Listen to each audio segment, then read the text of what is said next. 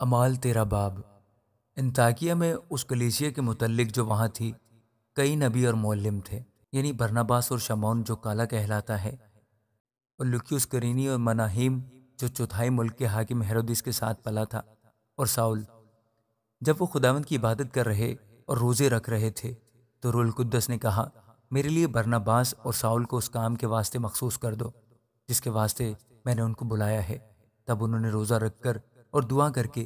اور ان پر ہاتھ رکھ کر انہیں رخصت کیا۔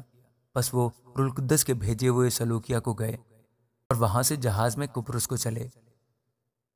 اور سلامیس میں پہنچ کر یہودیوں کے عبادت خانوں میں خدا کا کلام سنانے لگے، اور یوحنا ان کا خادم تھا۔ اور اس تمام ٹاپو میں ہوتے ہوئے پافس تک پہنچے۔ وہاں انہیں ایک یہودی جادوگر اور جھوٹا نبی بریسو نام ملا۔ وہ سرگیوس پولس صوبہ دار کے ساتھ تھا جو صاحب تمیز آدمی تھا۔ اس نے برناباس اور ساؤل کو بلا کر خدا کا کلام سننا چاہا، مگر الیماس جادوگر نے کہ یہی اس کے نام کا ترجمہ ہے، ان کی مخالفت کی اور صوبہ دار کو ایمان لانے سے روکنا چاہا۔ اور ساؤل نے، جس کا نام پولس بھی ہے، روح القدس سے بھر کر اس پر غور سے نظر کی اور کہا کہ اے ابلیس کے فرزند، تو جو تمام مکاری اور شرارت سے بھرا ہوا ہر طرح کی نیکی کا دشمن ہے،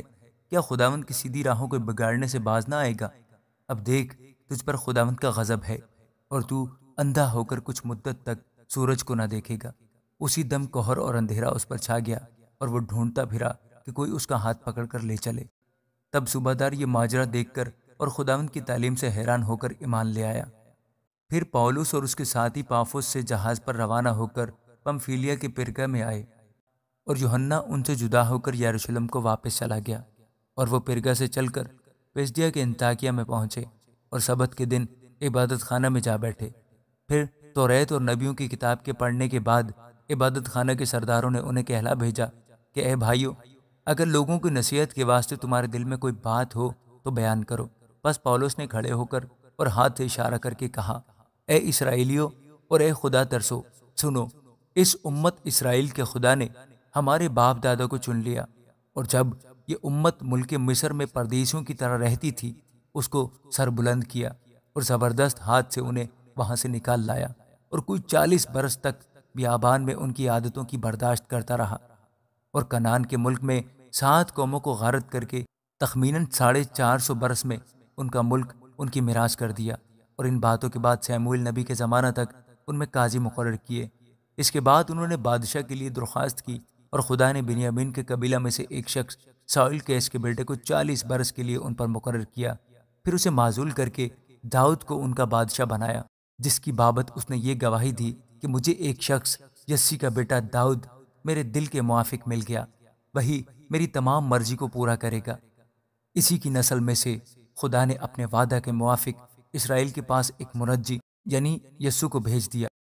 جس کے آنے سے پہلے یوحنا نے اسرائیل کی تمام امت کے سامنے توبہ کے بپتسمہ کی منادی کی۔ اور جب یوحنا اپنا دور پورا کرنے کو تھا تو اس نے کہا کہ تم مجھے کیا سمجھتے ہو؟ میں وہ نہیں، بلکہ دیکھو، میرے بعد وہ شخص آنے والا ہے جس کے پاؤں کی جوتیوں کا تسمہ میں کھولنے کے لائق نہیں۔ اے بھائیو، ابراہیم کے فرزندو،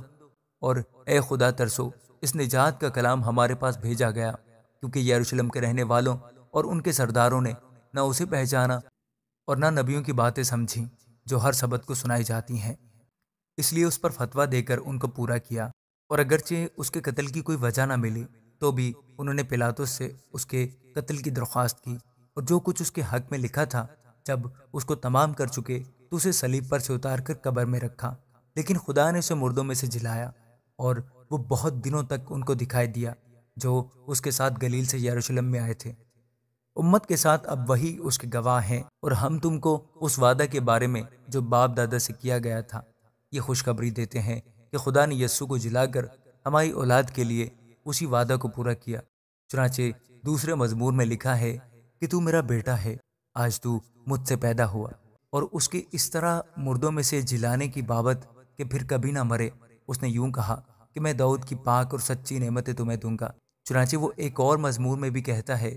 کہ تو اپنے مقدس کے سڑنے کی نوبت پہنچنے نہ دے گا، کیونکہ داؤد تو اپنے وقت میں خدا کی مرضی کا تابع دار رہ کر سو گیا اور اپنے باپ دادا سے جا ملا، اور اس کے سڑنے کی نوبت پہنچی، مگر جس کو خدا نے جلایا اس کے سڑنے کی نوبت نہیں پہنچی۔ بس اے بھائیو، تمہیں معلوم ہو کہ اسی کے وسیلے سے تم کو گناہوں کی معافی کی خبر دی جاتی ہے، اور موسیٰ کی شریعت کے باعث جن باتوں سے تم بری نہیں ہو سکتے تھے ان سب سے ہر ایک ایمان لانے والا اس کے باعث بری ہوتا ہے۔ بس خبردار، ایسا نہ ہو کہ جو نبیوں کی کتاب میں آیا ہے وہ تم پر صادق آئے کہ اے تحقیر کرنے والوں، دیکھو، تعجب کرو اور مٹ جاؤ، کیونکہ میں تمہارے زمانہ میں ایک کام کرتا ہوں، ایسا کام کہ اگر کوئی تم سے بیان کرے تو کبھی اس کا یقین نہ کرو گے۔ ان کے باہر جاتے وقت لوگ منت کرنے لگے کہ اگلے سبت کو بھی یہ باتیں ہمیں سنائی جائیں۔ جب مجلس برخاست ہوئی تو بہت سے یہودی اور خدا پرست نو مرید یہودی پولس اور برناباس کے پیچھے ہو لیے۔ انہوں نے ان سے کلام کیا اور ترغیب دی کہ خدا کے فضل پر قائم رہو۔ دوسرے سبت کو قریباً سارا شہر خدا کا کلام سننے کو اکٹھا ہوا، مگر یہودی اتنی بھیڑ دیکھ کر حسد سے بھر گئے اور پولس کی باتوں کی مخالفت کرنے اور کفر بکنے لگے۔ پولس اور برناباس دلیر ہو کر کہنے لگے کہ ضرور تھا کہ خدا کا کلام پہلے تمہیں سنایا جائے، لیکن چونکہ تم اس کو رد کرتے ہو اور اپنے آپ کو ہمیشہ کی زندگی کے ناقابل ٹھہراتے ہو، تو دیکھو ہم غیر قوموں کی طرف متوجہ ہوئے ہیں، کیونکہ خداوند نے ہمیں یہ حکم دیا ہے کہ میں نے تجھ کو غیر قوموں کے لیے نور مقرر کیا تاکہ تو زمین کی انتہا تک نجات کا باعث ہو۔ غیر قوم والے یہ سن کر خوش ہوئے اور خدا کے کلام کی بڑائی کرنے لگے، اور جتنے ہمیشہ کی زندگی کے لیے مقرر کیے گئے تھے ایمان لے آئے،